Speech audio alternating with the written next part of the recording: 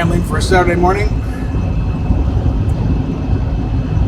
Basically, a lot of hooey's been made about reporting on false rumors and everything, or even not just rumors in general, whether they prove to be true or not.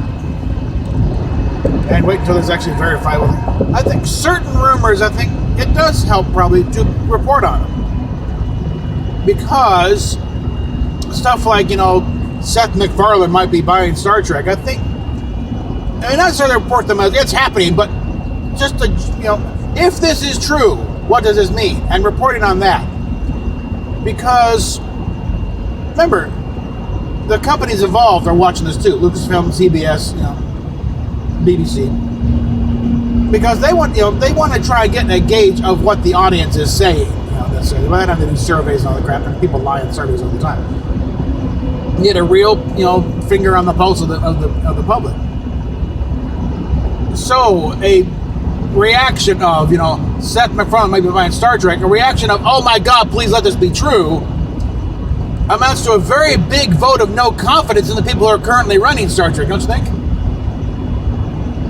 And reports of Kathleen Kennedy being barred from the set of The Mandalorian, and cheers go out throughout the cosmos. It's like, another thing. Yeah, it means they're not happy with what's being presented, even if none of it is true. It shows there are problems here that need to be addressed.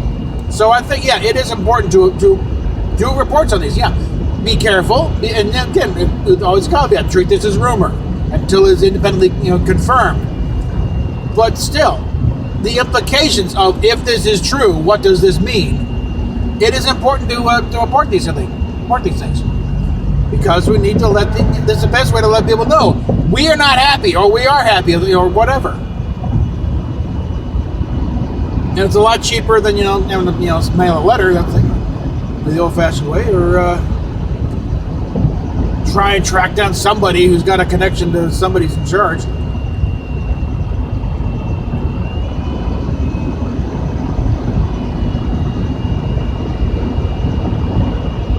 And again, you get this, because lately, and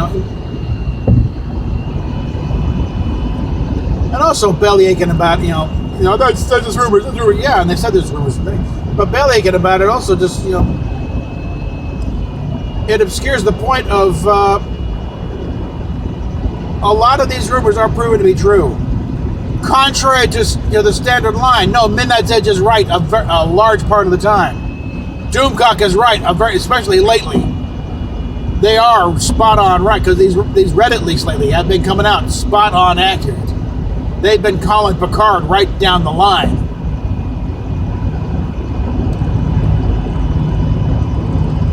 So the same sources that have been accurate, pretty much bullseye every time. It pays to take some credence to the other stuff they're reporting, like Kurtzman being gone by May. That they're actively pursuing new showrunners, and that we will not see a JJ film, another JJ Trek film approved, or any Star Trek film approved at all for the foreseeable future until they are finally rid of JJ and Kurtzman. I mean, the deal is expired, but as long as Kurtzman is there, apparently, if they do a movie, it's got to involve Bad Robot. So we're not going to see proper Star Trek, apparently, until Kurtzman is gone from the property, and then they can finally do it on their own without having to devote, oh, wait, my contract says it. No, your contract is booked. You're done. Go.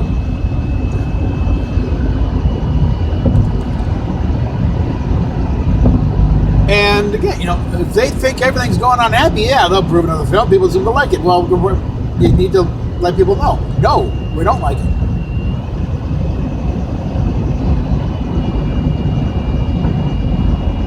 And for those who say, you need to broaden the fan base. No.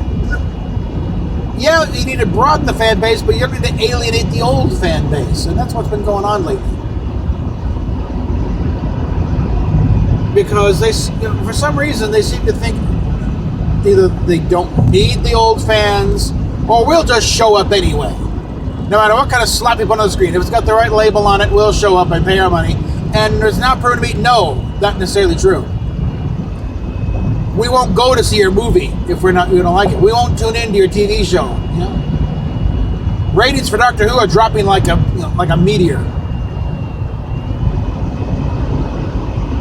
And the BBC needs to wake up pretty damn quick because the license fee is on the verge of extinction. Because you got a prime minister with an overwhelming majority in Parliament who has openly said it's maybe time to get rid of the license fee. And there was a piece by The Sun on the video, the UK,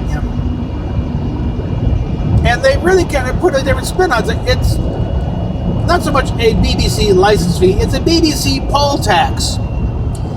Everybody has to pay that license fee, whether you watch the BBC or not. But if you want a TV, you have to pay the license fee. It was fine when it was like, now I was in England, it was like 25 quid for the year for a color TV. There was still a separation, black and white. Now it's over like £150 for the year. And in the current marketplace where most everything is online anyway, and you have more than just 3 channels to choose from, it's no longer just BBC One, BBC Two, ITV, and Channel 4. That's what it was when I was there. No, now we've got hundreds of channels. Why one network gets to hold up everything is now becoming more and more anachronistic. So expect that to go to a subscription fee, where it's like, if you want the BBC, you pay the BBC. If you don't want the BBC, don't pay them. Don't watch it. BBC 1 through 4 just disappear on your TV. And you have to satisfy yourself with ITV and Sky and Channel 4s, the various Channel 4 channels.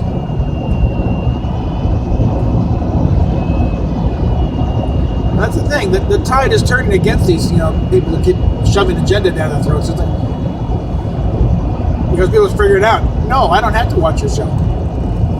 I don't have to go buy a ticket to see your movie that I know I'm not going to like. And I don't have to buy your subscription service, but that has nothing on there that I find interesting.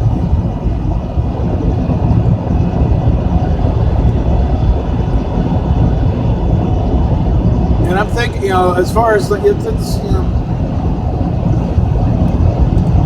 saving the various franchises. Doctor Who might get away with leaving the Jodie Whittaker years in place, because you could argue they probably been through a little worse than this. Go back to the early 80s when Colin Baker was so badly mishandled, Jonathan Turner was starting to flounder a bit, and of course they were starving Doctor Who of money. You want to talk about low budget? Doctor Who's low budget.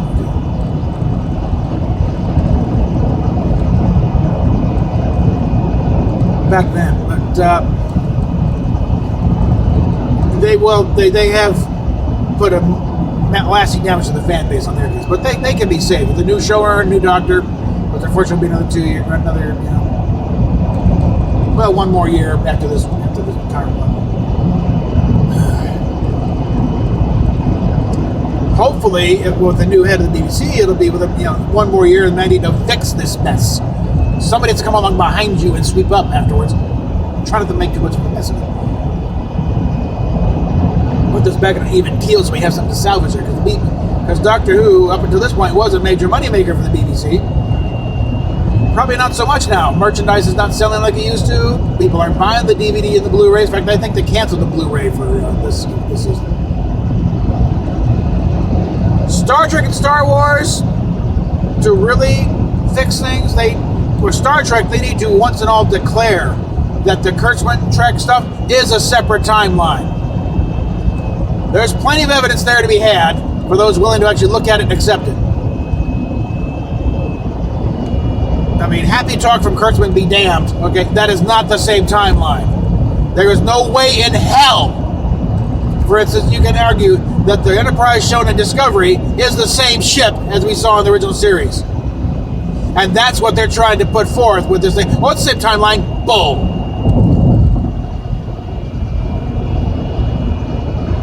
Rule they should have learned with Into Darkness. Never lie to your audience. And Kurtzman is lying to his audience. He's probably lying to himself if he thinks we're going to buy this thing as part of as a regular timeline.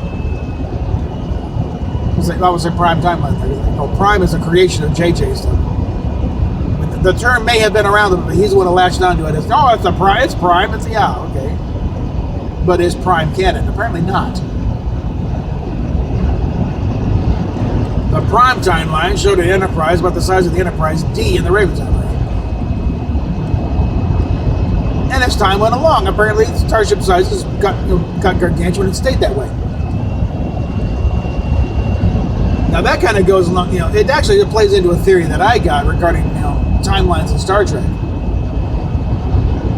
That with the old, time is fluid like a river, it tends to flow in one direction. Well, I kind of go that they try to realign back into to a single timeline, and that's why you have parallel timelines. That's why so many things in the mirror universe line up with the regular universe, because they're trying to realign.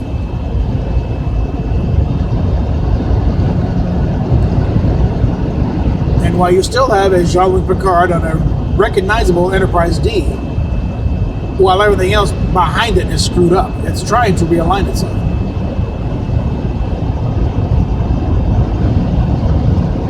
But I think it's starting to look like, I think Red Letter Media, I think they're going to set up so that the Romulans created the Borg. I mean, their rationale is what's the stupidest thing they could possibly do with this show? Have the Romulans create the Borg. How many years ago? That's why they hate synthetics. And at that point, I think a lot of people are like, "That's it, I'm out." Yeah. And they are, and also it looks like they're setting up the fall of the Federation, which will lead right into Discovery Season 3, where they're going to just basically wholesale rip off Andromeda and their storyline of restoring the system's Commonwealth. No, we're going to restore the Federation 1,000 years in the future. Yeah. The only way to deal with that is, this is not the same timeline. Not even close, okay? Because, as much as the timeline might want to realign, I think this is going to hit an obstruction that, no, it's never going back. It's going off to another ocean. And just cut that loose, bring in creators that know what the hell they're doing. Whether that's Ira Stephen Bear, Ron Moore, Rick Berman, or bringing in Seth MacFarlane. I think the combination of all of the above. But one thing, Seth is enough of a workaholic. He can executive produce the show and do script stuff without having to be in the show. It's just paperwork at that point. So he can still, give us a bulk of his attention to Orville and Family Guy. And he's already got 3 series up right now. And the new Cosmos coming. Another season of Cosmos right now.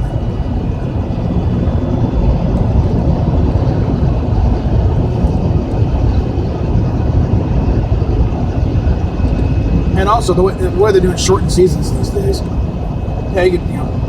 We could see the return of Vincent Rivers. I want a 5th season of Enterprise. Enterprise deserves a better send-off than what they got. Even if you ignore These Are the Voyages, that's also one thing. First thing, if they do that, they do a 5th season of Enterprise. They eliminate that one from the record. You really gain very little knowledge. All that. And eventually, Archer does a speech that gets the actual formation of the Federation. They were pretty fast loose to the details there, and that's why I say that was just a badly written holodeck program. Don't take any of it literally. You can keep certain pertinent points, but the timeline should be off. The appearance of the ship. 5th season, they were going to have a refit on the Enterprise with adding a secondary hull and making it okay. Now we're in the progression of what we know. And that's where that refit comes from, the models and the calendars.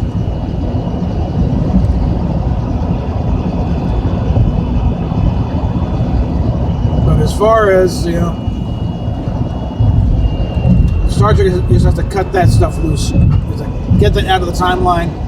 Make it abundantly clear to Memory Alpha this stuff is not in the timeline. Because Memory Alpha is now useless as a reference as far as, stuff like that. Because they got Discovery crap in there, and now Next Gen, or now Picard did no. it's time. That site needs a root canal. Get all that crap out of there and separate out to a separate timeline. Because I only use Memory Alpha now if I got to look up a production issue. If it's a in-universe thing, God help me try to find anything accurate on that.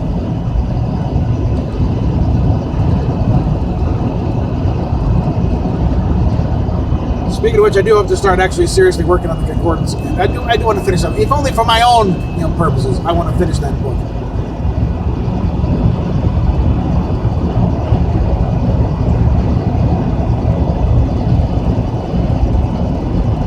And it would delight me for them to have. Nice, we're going to have more Enterprise episodes to have. Okay, great. Because the list of new episodes and entries for the updated concordance, almost the entire 4th season of Enterprise was included. I think 3rd season only 1 episode. It was the E squared, where we meet that alternate future Enterprise, and they have that guy who's part Vulcan. And I included that because this is how we get Spock eventually. Because there's reference in the Making of Star Trek. No, without the Making of Star Trek, the Inside Star Trek album. Gene Roddenberry was interviewing Sarek about Mark Leonard, and they go into some detail about how a human Vulcan hybrid was even possible. And let's just say the Vulcan Science Academy was involved. They had to do a bunch of little subtle alterations here and there to Spock's DNA. And he spent some time in a little test tube and then an incubator. The last 4 months of, because Vulcan term pregnancy is apparently 4 months longer than human. So yeah, at 9 months, after being reimplanted into Amanda, gestating, then at 9 months came out, but another 4 months of Vulcan term pregnancy in a specially designed incubator.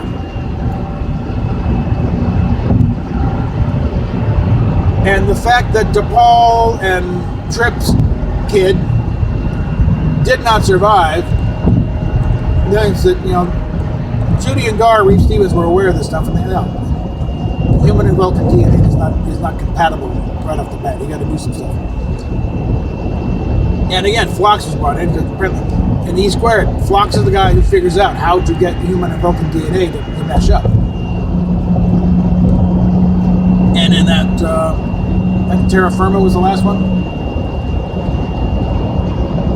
And that one, Phlox is the one who, one day it could be possible to do this, but right now, sorry. Wish you could do more, but your kid's going to die. So now that kind of sets up Phlox being in a position to look into this and be the guy to figure out how to get it to work.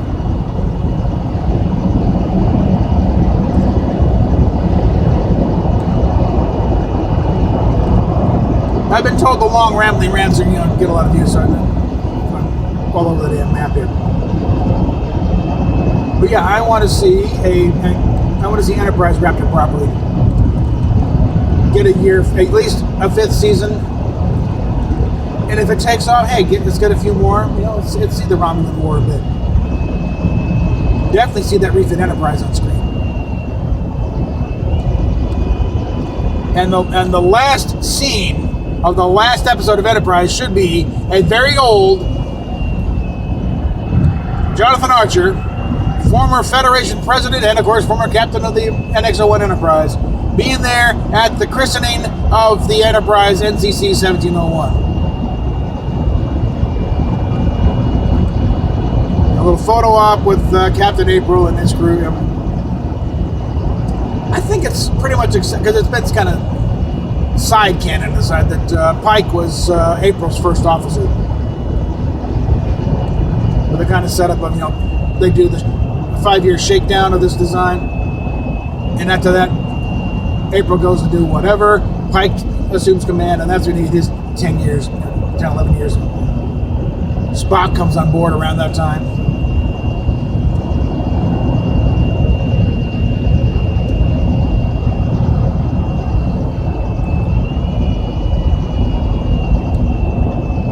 think Bruce Campbell would be a good choice for April, but now he's kind of past the sell-by date, so I have to reevaluate that. But as far as moving forward in the timeline, I mean, there's an idea that if you're bringing Seth MacFarlane, we could streamline his workload some and just have a very special episode of the Orville,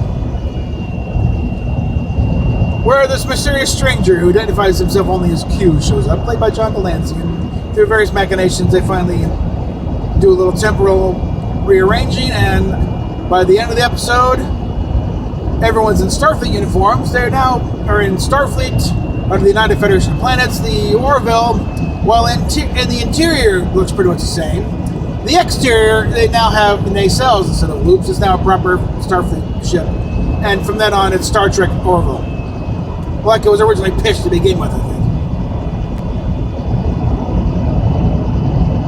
And Seth gets his dream gig starring in a Star Trek show as the captain.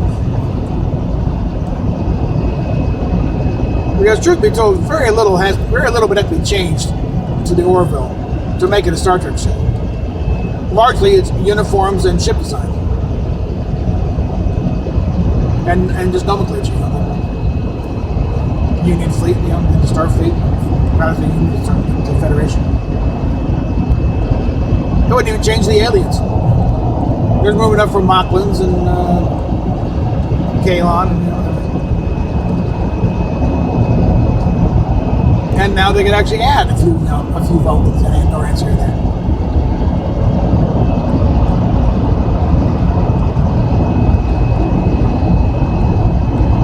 But also, possibility of let's get another show on the Enterprise.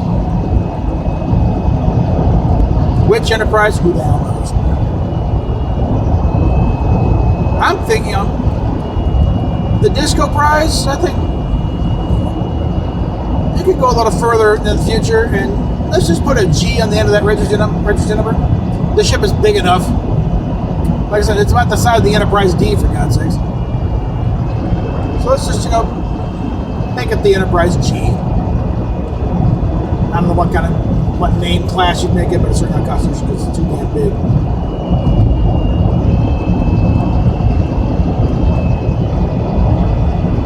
Or, I don't know, another. I think everyone's got a sick of prequels. I mean, really, they could do a Pike show, but again, on proper original series sets and proper original series uniforms. Keep the cast. Ethan Peck's got a decent script, he could do a decent spot. Anson Mount's an old-time fan, so yeah, and he's been on the Phase 2 New Voyages sets, so he would not be on. Yeah, he was a fan from way back, so you get a kick out of it. And it's a paying gig; he'll do what he's told. So.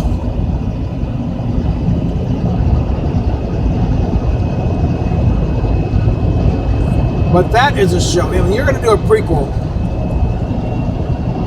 Something Ron Moore said, you better be full square, die hard in the wool, born again Trekkie before you even think about doing a prequel series. Especially if you're doing one that is technically set during the original series.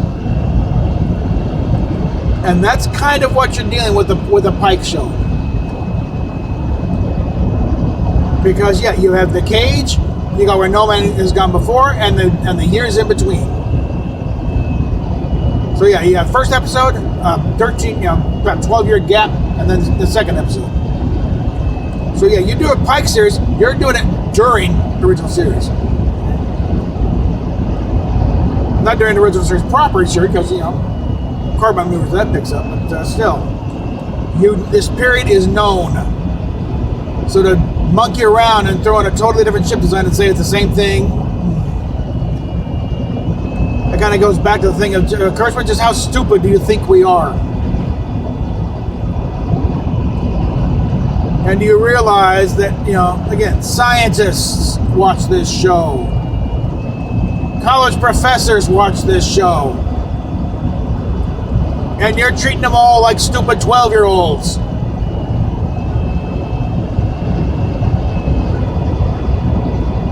That's the thing. There seems to be sort of a special contempt for Star Trek and the fans. I I mean, apparently he was one of those that didn't get it back in the day, so I don't know. This is where you're getting payback.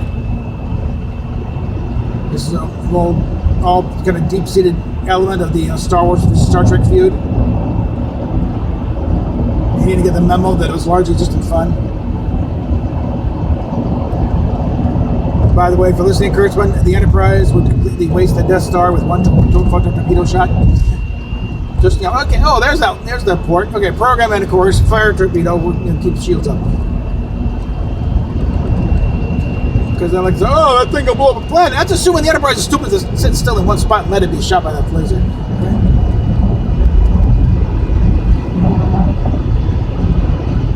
There's a couple of aspects of, yes, we're dovetailing into that debate. What the hell? Is the Federation's shield technology and the fact that it can fight while at warp. At least it used to.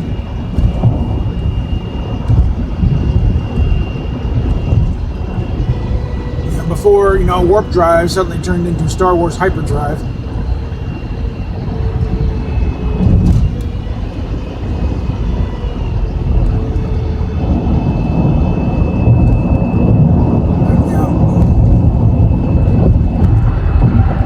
It's like Sherry Redstone is only in her 60s. So, and I haven't heard anything particularly, confirming one or the other, but she's certainly within the age range of being an original series fan.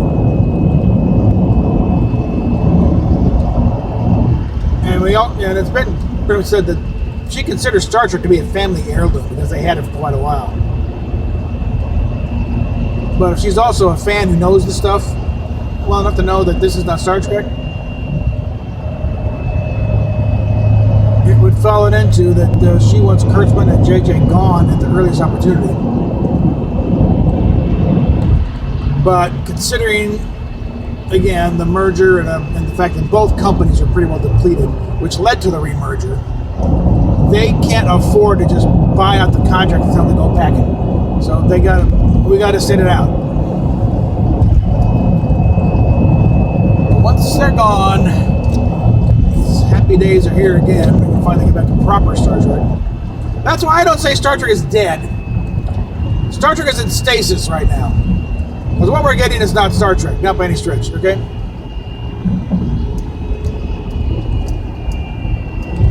What we got is a crappy soap opera set in a Star Trek, Star Trek-esque universe.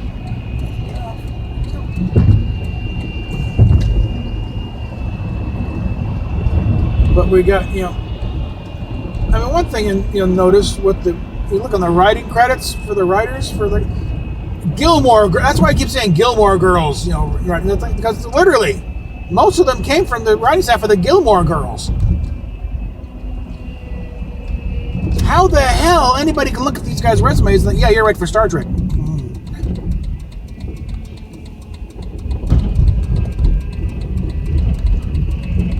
Because they seem to think Star Trek is just a glorified soap opera with phasers and a warp drive.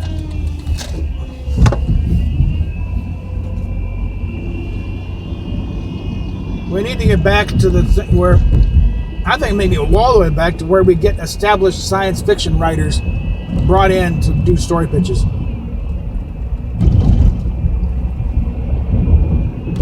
Because that was a hallmark of Star Trek, is many of the writers that brought in were Hugo and Nebula award-winning authors.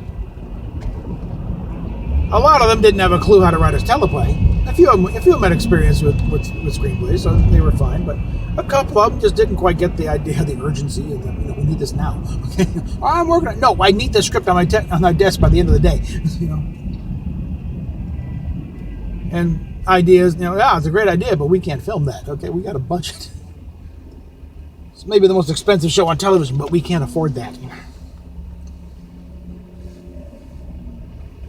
And sorry, Harlan, you're out there, but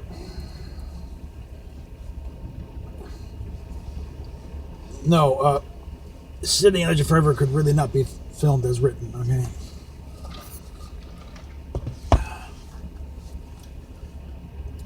Sitting on the Edge of Forever was one of the first scripts commissioned for Star Trek. You read that first draft, and it's available various places. Most notably in the was a trade paperback they did some years ago,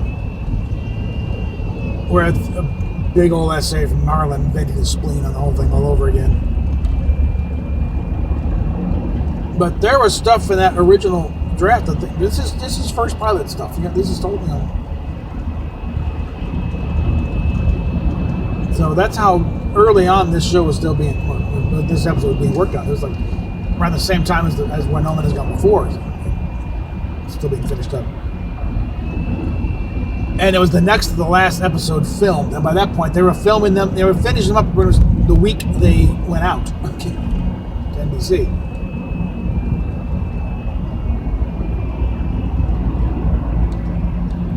And he did most of that stuff free.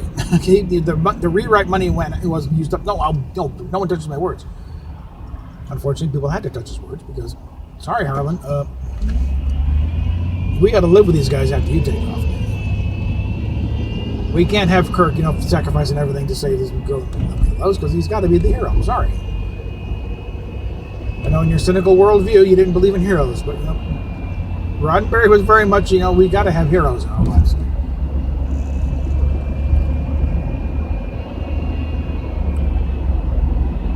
That's kind of why Harlan criticized Star Trek. It's just a cop show. They're in space. They're doing cop stuff in space. Considering that Roddenberry was a cop and he wrote for cop shows and westerns, it's pretty much understandable why that turned out that way. But it's also it works. Okay, can't argue with success. I think I'm about to wrap this up here because I'm into traffic, and the last thing is off on a very intense rant that I can't break off of, and then you have to deal with the traffic. So, PayPal, Patreon down below. We will catch you later.